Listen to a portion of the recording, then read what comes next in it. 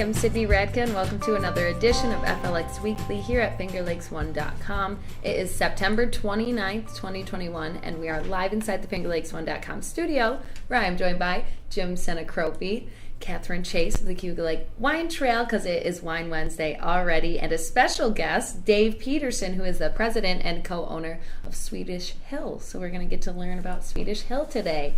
Today's show is brought to you by Cafe 19, that's located in Seneca Falls. They have delicious from-scratch cooking in a comfortable, modern setting. They would like you to come and get all your fall fixings because, you know, it's fall in the Finger Lakes now. They just came out with a new drink, and it is very interesting. It is a brown sugar cinnamon sweet cream over pumpkin iced coffee. That's a mouthful. And I went there yesterday and got some tomato based soup.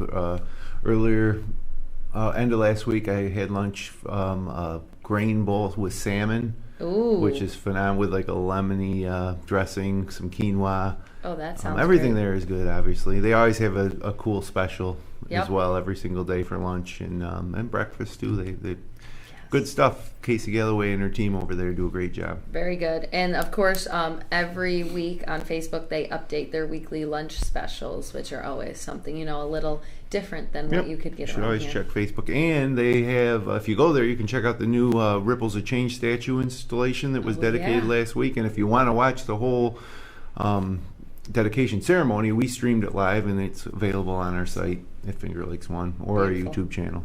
Are they called the Dangerous Women? Is that what it is? Ripples of Change is what it's called. On the little they're plaque, Dangerous Women, Sojourner Truth, Harriet Tubman. It's a pretty impressive. It looks awesome. Piece of art with that's the fountain behind it now too. Anyways, all right, back to scheduled program. Welcome. It is Wine Wednesday. Is the end of September already?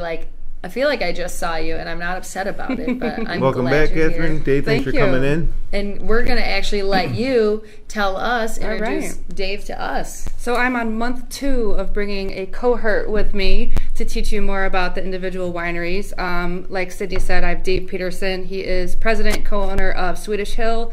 He also has Goose Watch, but today is solely Swedish Hill. We might see him again for Goose Watch. So I'm going to let him introduce himself, his winery, and then we'll go through what he brought for us. Yay. All right. It's a pleasure to be here. I've been in the wine business a long time. We were talking before we went on air here that I went to school in the studio here.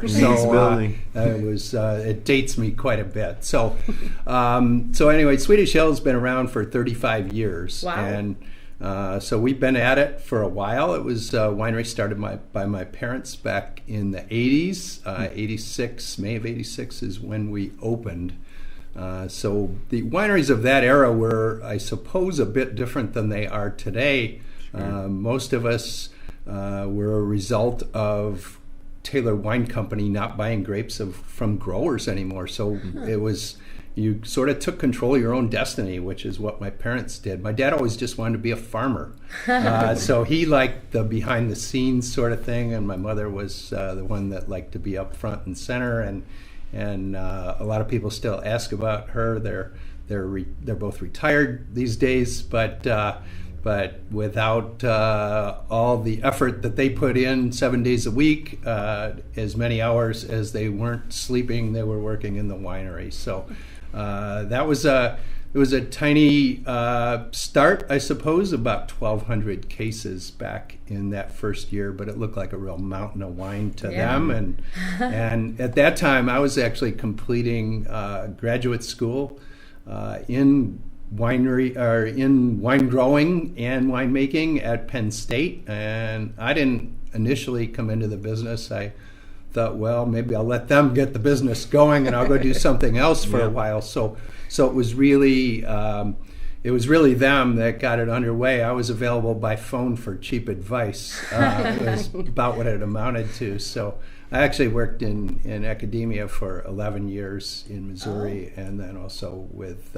Finger Lakes Grape Program at Cornell before I came back into the business. So I came back into the business in '96.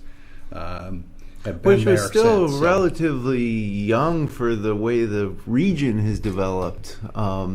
It's really just from someone who's kind of been there from the start, what's your take on the just explosion of wineries in the Finger Lakes? Well, and I back in the day, before I was working in the winery, even I remember visiting other regions, and you can look at any region around the world, I suppose, and see an evolution. So even from my first visits to Sonoma and Napa in California, and then some of the what were then lesser known regions, you saw a change and you saw changes in the quality of the wines. You saw changes in the scale of the wineries.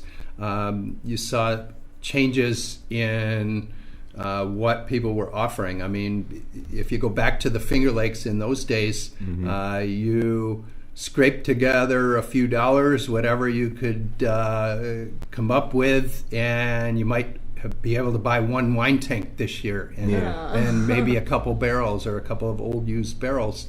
So I think the hard work and the success of the wineries of the era of those late 70s, like the originals, the 80s, basically, attracted attention eventually from others, because the success of the early efforts of, we'll call them the pioneers of the wine industry in the Finger Lakes led to what now looks like Italian villas being built for wineries and things like that. That's the thing that's really cool with the, like you say, the pioneers, the first wineries, like Swedish Hill, to now, still be here and so have matured so much and gone through so many vintages and so many years in business, and then just to see everything kind of grow up around it. It kind of, I guess, in one regard, it's got to kind of make you feel proud that you were one of the ones that sowed the seed, I guess, Well, I think we were pretty proud of the wines right from the start, but I think what really happened now, as you look back, you realize that if you tried to start a winery today and made wines like we made back then, you wouldn't be very successful. So I think there's an evolution that took place here, and there were people that knew how to grow grapes and do it well, but we weren't winemakers in those days. We weren't wine marketers. I mean, both of those things didn't necessarily really exist. You couldn't just put an ad in the paper for a winemaker, or it was something that's kind of matured with the industry around it. I think people back then were self-taught, and you learned the hard way in some cases, which is why one of the reasons why the wines are so much better today. I mean, I think Cornell's efforts and degree programs, as well as extension efforts and research efforts, have really led to a lot of changes in the positive evolution of wine quality. Wine growing is much better. The whole thing, we have trained people in this industry today. And just as an example, with our winemakers, and we just recently hired a new one who will be replacing a retiring one. Our two lead winemakers going forward have master's degrees in winemaking from Cornell University. So I mean, there was nothing like that 35 years ago. I don't think a lot of people don't realize the impact and support that what goes on at Cornell has had for the whole wine industry. It's really, it's a key component to the success, I think. To have them down there doing everything they do in terms of, they do a lot. First and foremost, I just think of their, what would you call it, where they change the grapes. The grape program that we talked about a the couple breeding months ago? program. I mean, that's incredible. You don't remember everything that Katherine talked about? Well, it was new news to when you. you go to wineries, and when you get a good host, they usually explain, well, this was made with a grape that was developed at Cornell that does this or that, and that's really interesting. But having Cornell University kind of in the background as this industry has developed probably played a huge role in the success that we've experienced in the Finger Lakes. I think it's worth mentioning Finger Lakes Community College as well, which not necessarily on the research end, but in terms of 2-year degree programs now. They have one of the few in the country that trains growers as well as winemakers, and there's a number of people working in the industry. We have a young man that we hired into our vineyard team that likely will move into a leadership role over time, and it's the training he received there, it got him interested. It really gave him a different background than somebody that we might have hired into the vineyard previously as well. Yeah. And kind of homegrown talent, which is kind of nice. That definitely wasn't information I knew about in high school from the guidance counselor. It's so easily accessible now, which is more growth for us in the future. Same. I was just thinking, like, man, going back, it's not going back much, but like that would be something to be so cool. Like, hey, do you know you could like grow, like go to school to learn how to be a winemaker? Like, that's just something you don't think about when you're younger. You're like, oh, I want to be a cop, I want to be a firefighter. I would go back and be like, I want to be a winemaker. Well, let's get to some tasting here. Yes, I'm very excited to try what these. wine did you make? Okay, well, I brought some wines today, 2 wines that are relatively new in the Swedish Hill lineup, and a lot of people know Swedish Hill for maybe a lot of different things, but they probably don't know us for these wines, because this is particularly one of them is new in less than a month. So awesome. We love to be early adopters. And these, you guys are going to be guinea pigs of sorts. So everybody always wants to volunteer for that job, though. So, of course. So it's these are bourbon barrel aged wines. So this when we got in the wine business, nobody was interested in using bourbon barrels for wine, but bourbon wasn't that popular. So the popularity of bourbon has sort of resulted in this trend now where bourbon barrel aged wines, and you saw it more in California at first, and now there's a few in the Finger Lakes, but utilizing the older bourbon barrels has now become a trendy thing. So are those barrels made of oak, or? Yeah, they're not the same as a wine barrel. They look similar. They're not exactly the same volume. They're not constructed or fired and toasted the same way, but it's a bit different than a wine barrel, but they're similar, and they're a little bit smaller, but these are barrels that have previously aged, and in some cases they're fairly well-known spirits producers that we are getting some of these from, but so the wines, we have a red and a white. The red came out last year during the pandemic when we were shut down, so it was ill-timed as far as that. Well, but, you didn't but know. we were surprised. We couldn't have predicted that one. We'll try the white first. So what the white, exactly is it? Can you hold the bottle up to the camera real quick? The white is actually, and they're bourbon barrel red and white blends. So both of these wines are blends. I know the smell. So okay, here we go. We got barrels on the label. So this, what is it a blend of? Is of course the next question that follows. So I'll answer my own question. Name? But what's the name of it first? Bourbon barrel aged. Oh, that's what it's named. Yeah. Oh, even better. Dry white blend. So these are dry wines first off. So Let's they're dry wines. This is a 4 variety blend. And the grapes in here are probably things that people aren't going to be familiar with off the bat. This Since is delicious. we used a grape called Frontenac Gris, which is I don't know if anyone else even has it in the Finger Lakes. I haven't seen a wine made from it. This is a grape that was developed in the Midwest, actually, that's new to the area. Very aromatic grape variety. And then our winemakers also utilized locally developed Cornell University. We were speaking of them. Melody is in the blend. So Frontenac Gris, very fruity grape. Melody a little bit more neutral, but with nice body. It's fantastic. Yeah, it is. Very smooth for a dry white. Very smooth. It has Viognier, which is a French grape that we're about the only ones that grow that. It's a grape from the Rhone Valley of France originally. And then Traminette. Yeah, another Cornell grape in there. But the predominant part of the blend is Frontenac Gris and Melody. So it is really good. It's not overly dry. Right. Yeah.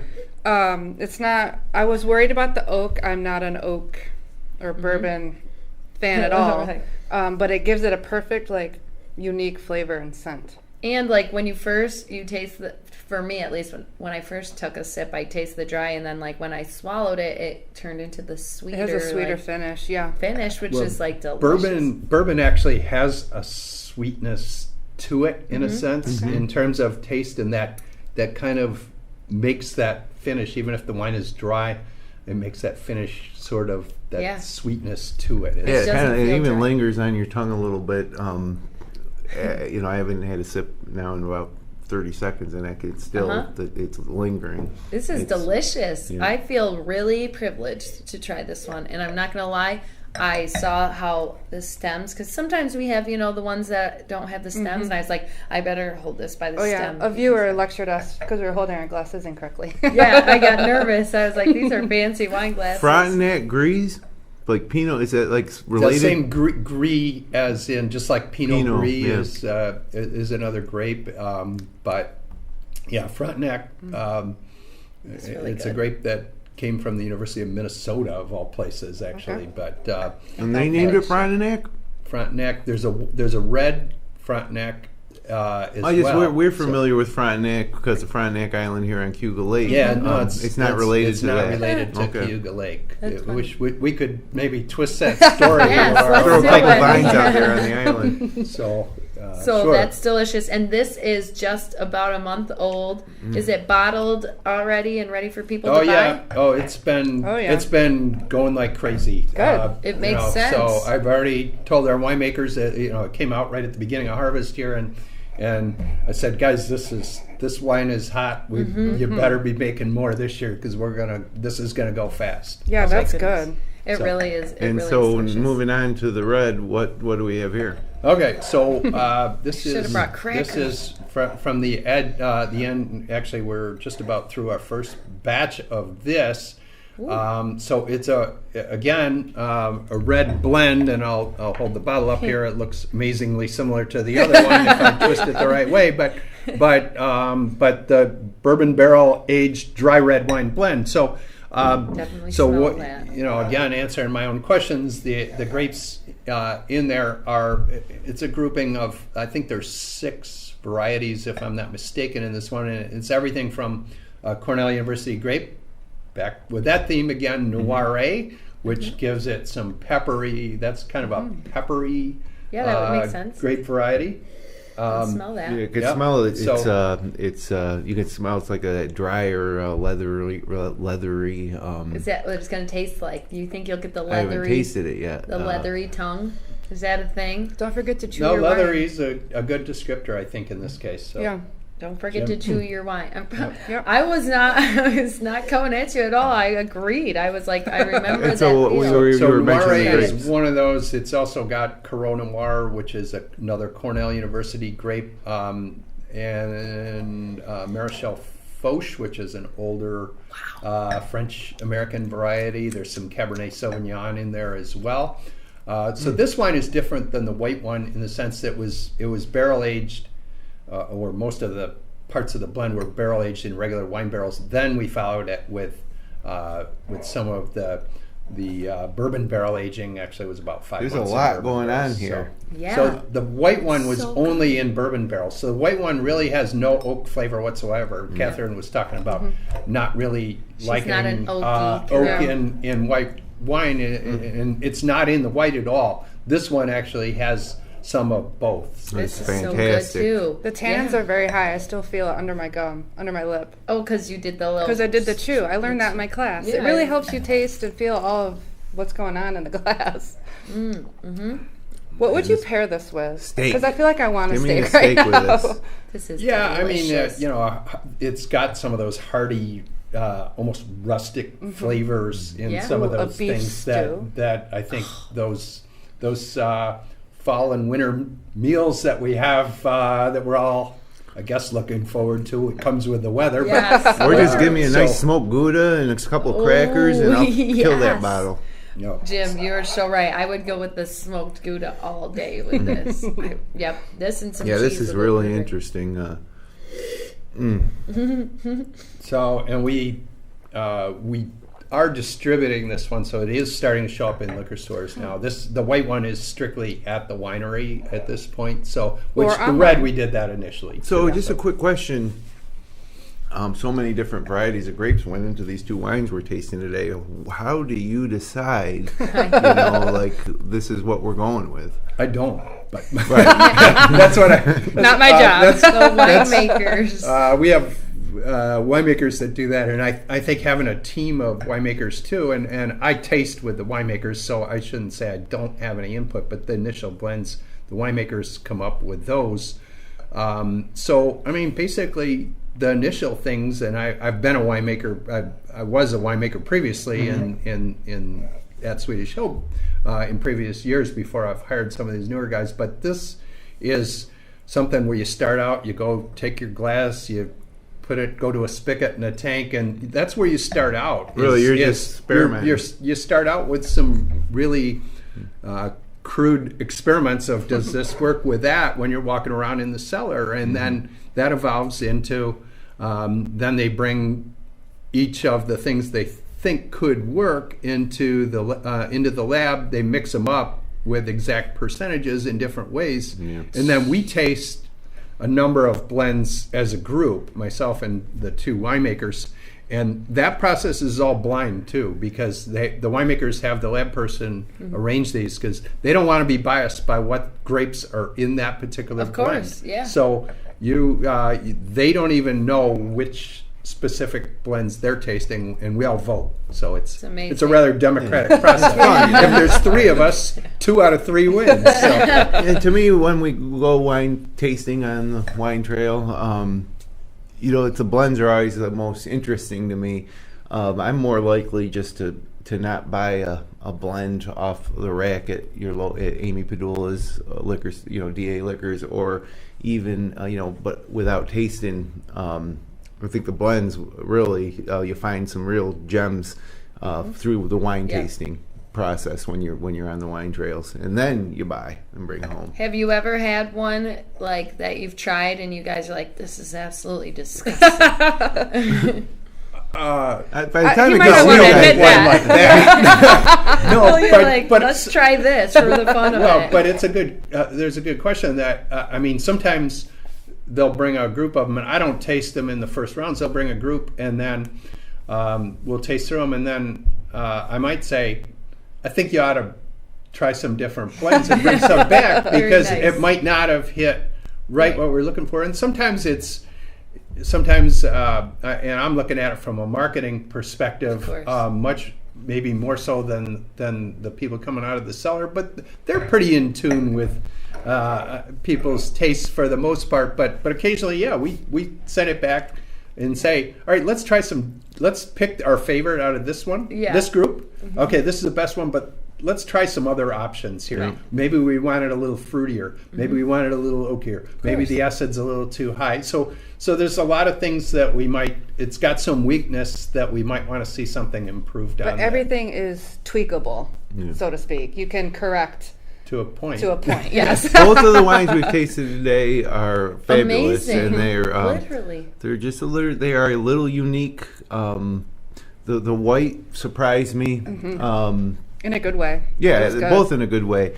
And when I first was able to smell the red, I kind of knew what I was going to get, and it delivered. The white is a perfect outdoor picnicky type of wine, and this is your dinner wine. I would love to pair this with anything from a pasta dinner to a steak dinner. It's really good and really unique. Both unique, which is nice with so many wineries and so many wines. It's always nice when you get something that's just a little different than everything else. And moving into so many wines and so many different things at the wineries, it is fall in the Finger Lakes, which means more so I feel like sometimes than even in the summer, you guys are going to start seeing people coming in, doing the wine tours, wanting to get out there more. It's the best. Fall is the best on the time wine trails to go to in the Finger wineries. Lakes is the best. And of course, that comes with you guys being able to do events, which you're able to do now. I'm sure you have some events that are going on this weekend. And Yeah. Well, Swedish Hill, just not to interrupt, but it's talking about events. One of the, if you haven't been to Swedish Hill, it's like big, you know, like a lot of wineries. You go a small, you get the whole experience. A farm winery, big spaces. Yeah. His dad did want to be a farmer. It makes sense that it's going to look like that. It's a cool place in that regard. And they have a pet miniature donkey and a miniature horse that you can visit. Yep. It's especially family friendly. To go see the I always tell, I'm like, if you have kids, you should go there. Of course. They don't ask to see me. They ask to see Doobie the donkey and Sven the horse. And they have their own line of wines. So, and one of the things that I think happened in the region too is changed because of COVID, and the good thing come out of COVID is a range of experiences that wineries have different setups. Yep. And just we're one of the wineries, for example, that's gone with all the rules that we hated when we first had to switch over. Seated tastings, that sort of thing. Yep. We've stayed with it because people are saying, you know, we love this. Yep. And indoor or out, and we expanded our deck this year at Swedish Hill. We just put a canopy up this week, in fact.